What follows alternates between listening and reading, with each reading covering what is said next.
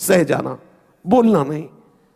अगर ऐसा करोगे तो तुम मेरे परम पद को प्राप्त हो जाओगे। चलना पड़ेगा, ये सहना। सच्ची मानिए, ऐसा वो जो जिस कोटि का होता है उसी कोटि का अनुभव में आता है संसार।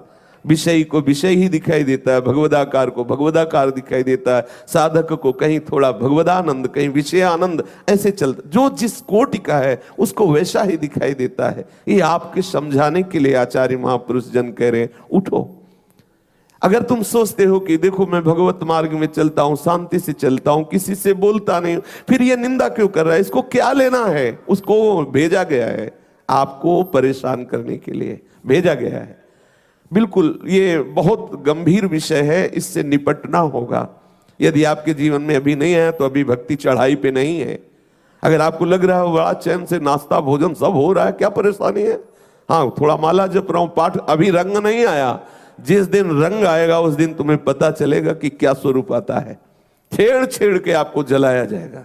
आपको पड़ोस में ऐसे रखे जाएंगे जो आपको जलाएं, गालियां दें, बेमतलब, बिना अपराध के। हरिराम व्यास जी कह रहे, बिनु अपराध चहूं दिस बरसत, पिसुन बचन अति तीर। चार ऐसे तीर जो हृदय में एकदम चुभे, हमारा कोई मतलब नहीं, हम तो कुछ नहीं बोले, ये हमको क्यों ये भी नहीं बोलना, आगे बढ़ो, आगे समय नहीं। अगर ऐसा बोले तो उसकी चाल चल गई, वो यही चाहता है, इसे छेड़ो, ये परेशान हो, ये क्लेशित हो, ये हमसे लड़े, ये हमें मारे, इसका मार्ग रुके। बिल्कुल नहीं बोलना। सत्संग का मतलब केवल कथा वार्ता ही नहीं है। सत्संग का मतलब है असत त्याग और सत्य में स्थित होना। ये युक्तियां हैं जिन युक्तियों से आप सच्चिदानंद रस को प्राप्त होंगे। नहीं तो केवल रुलाते रहते हैं यहाँ लोग, केवल रुलाते रहते हैं। हाँ, कोई आप प्रणाम करोगे, उसके पैर छुओगे, उसको भोजन दोगे, इसके बाद जब निकलेगा ना तो ऐसा तीर मारेगा कि आपको लगेगा अरे ऐसा क्यों बोला, मैंने तो कुछ कहा नहीं। ये बोला नहीं, आशीर्वाद दिया है, आगे बढ़ो।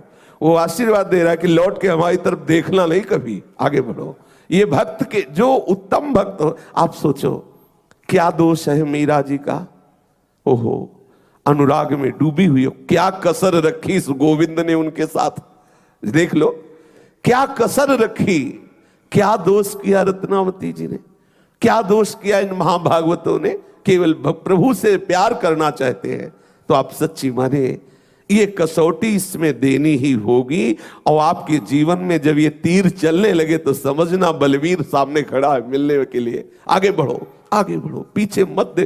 कोई सहयोग देने वाला नहीं, कोई जिनका हम सहयोग लेना चाहते वही हमारे विरोध में खड़े हैं। कैसे बढ़ोगे?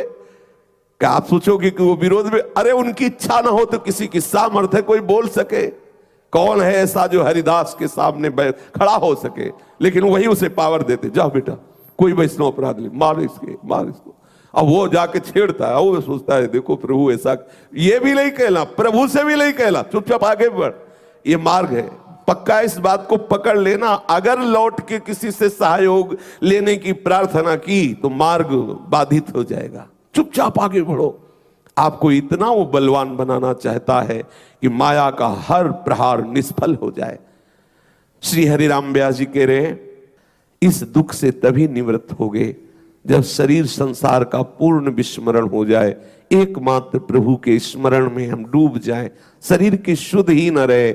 जब तक ऐसी स्थिति नहीं आएगी तब तक दुख से निपटना बहुत कठिन है। प्रभु के चरणों का आश्रय ले लो और साधु संगति करो, क्योंकि करुणावंत संत महापुरुष जन कैसे दुख से बचा जाता है वो अपनी वाणी के द्वारा, उन युक्तियों के द्वारा हमें धैर्य बंधाएंगे, हमें इस भव समुद्र से पार करेंगे। कोई कर्म का आश्रय लेकर कर्म बंधन मुक्त नहीं हो सकता। भगवत आश्रित होने पर ही समस्त कटे कर्म बंधन संसारी। वो हमें जन्म मरण का हेतु नाना प्रकार के दुख प्रदान करने वाले जो कर्म हैं वो नष्ट हो जाते हैं।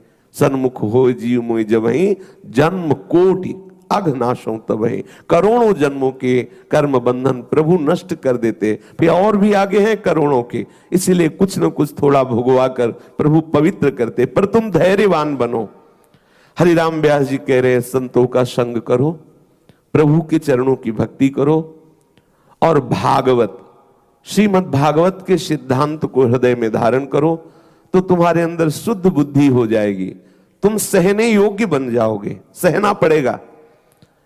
अगर प्रभु के मार्ग में आओगे तो जलन सहते सहते परम शीतलता में पहुंच जाओगे। अगर इस मार्ग में नहीं आओगे तो जलन सहते सहते महान जलन में पहुंच जाओगे। कहीं विश्राम ही नहीं है, फंस गए हो, भोगना पड़ेगा। दुखालयम अशाश्वतम, ये एक तरह से भौम नरक है। ये जो मृत्यु लोक है ये भौम नरक है। बस एक महानता यहां ये है कि आप भजन करके भगवत प्राप्त कर सकते हो, लेकिन नरक में आपको ये सुविधा नहीं है ये भी नरक ही। यदि भजन नहीं किया तो जीते जी तुम नरक वास कर रहे हो। देखो कितनी जलन है, काम की, क्रोध की, लोभ की, कैसी कैसी प्रतिकूल परिस्थितियों की।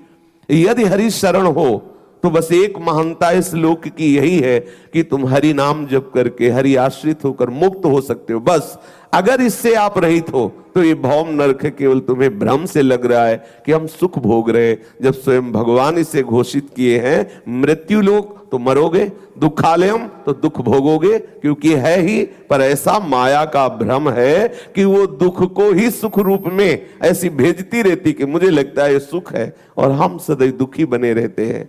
हमारे दुख के मिटने का उपाय है संतों का संग, प्रभु के चरणारविंद की भक्ति और श्रीमद् भागवत के सिद्धांत को समझना।